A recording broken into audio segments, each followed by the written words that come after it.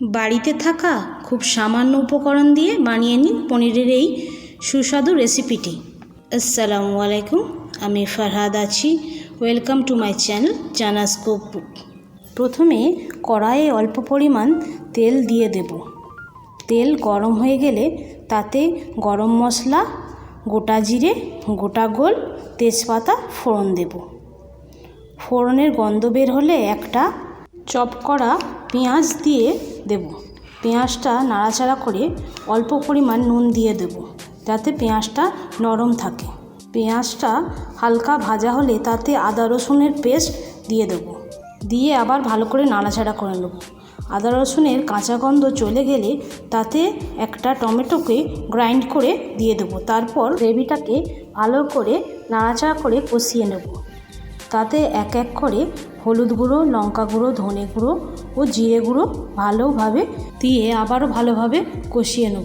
তারপর অন্য একটি প্যানে 1 চামচ বাটার দিয়ে তাতে অল্প পরিমাণ লাল লঙ্কা গুঁড়ো, হলুদ গুঁড়ো দিয়ে নাড়াচাড়া করে আগে থেকে পিস করা পনিরের কিউবগুলোকে দিয়ে হালকা করে ভেজে নেব।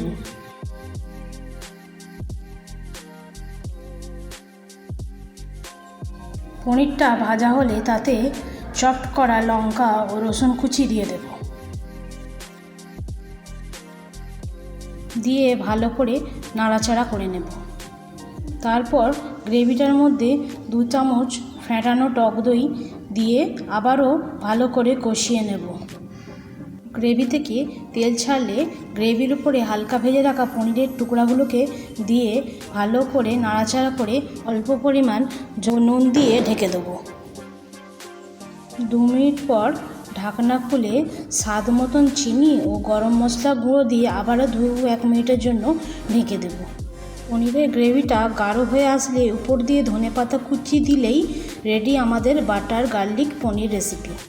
ভালো লাগলে লাইক করো, শেয়ার করো, কমেন্ট করো।